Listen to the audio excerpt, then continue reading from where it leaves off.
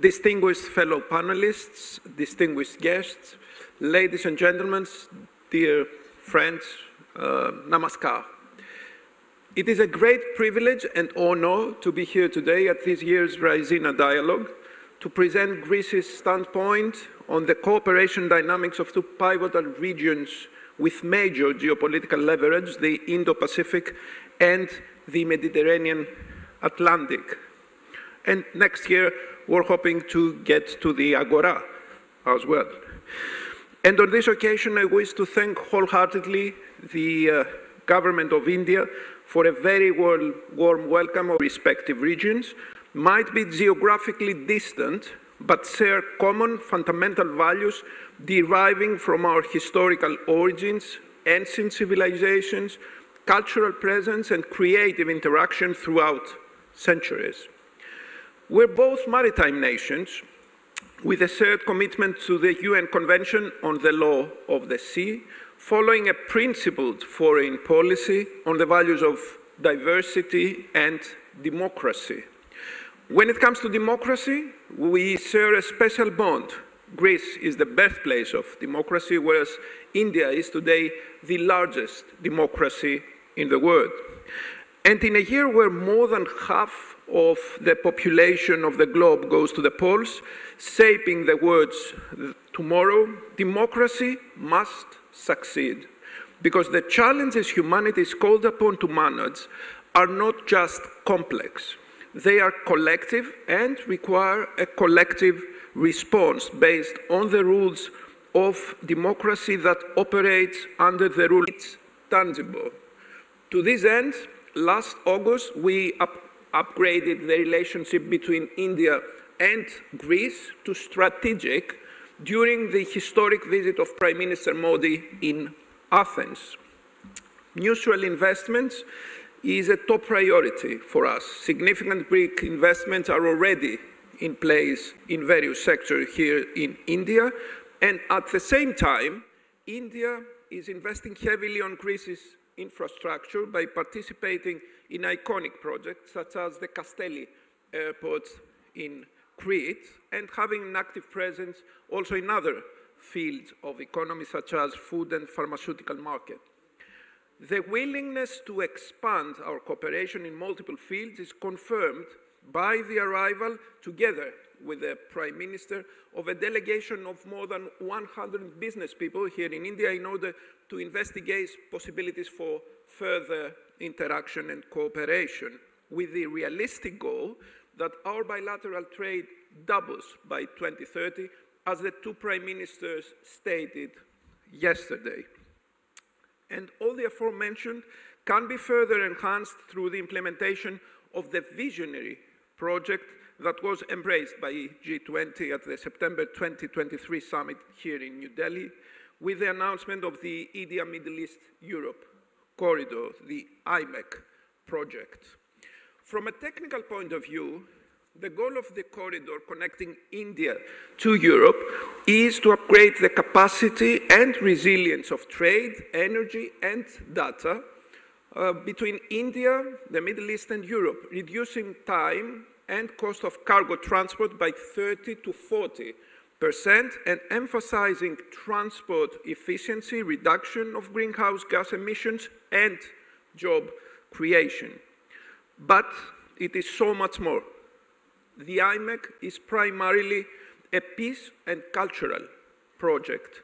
This is a corridor for transferring goods, hope, prosperity, and unity, helping to increase our solidarity and resilience to future crises, be they conflicts, pandemics, natural disasters, or building infrastructures through synergies. Greek ports can and should be the corridor's doorstep to Europe. Since ancient times, Greece's strategic location at the physical and cultural crossroad where three continents meet has been a corridor for trade in goods as well as knowledge.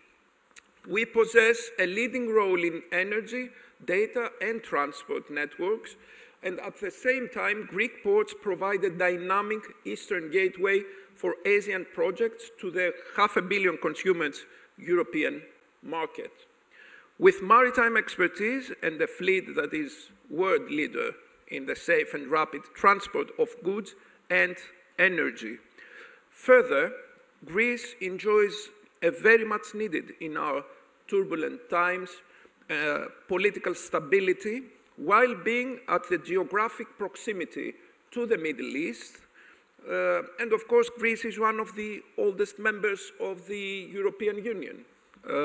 And I can assure you that the Indo-Pacific region is a major focus of EU global policy. Earlier this month in Brussels, I had the opportunity to actively participate in the EU Indo-Pacific Summit, Ministerial Forum, where we took a series of important decisions and measures aiming to intensify the partnership between the European Union and the countries of Indo-Pacific. On the sidelines of this event, I had the opportunity to meet with representatives and foreign ministers of many Indo-Pacific countries and discover by myself the community of spirit and values that we share with almost all of them. It is obvious that we're facing now a historic opportunity, and this opportunity should be seized by every key player in the region. It is imperative to work multilaterally alongside with India, with countries such as the UAE and the Saudi Arabia to develop our joint policies with a view to IMEC, but even further.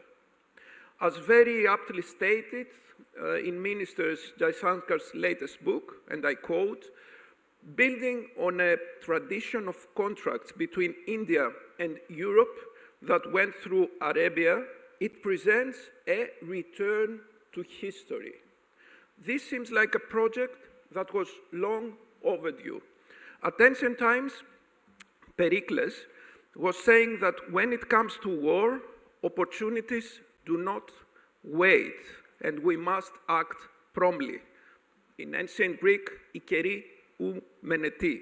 The same applies today, but for the opposite reason.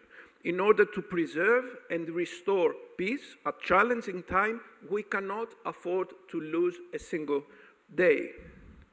The war in Gaza and the turmoil in the Middle East is undoubtedly alerting and destabilizing, but it cannot undermine the powerful effect behind IMEC, nor should we let it weaken our eagerness to progress.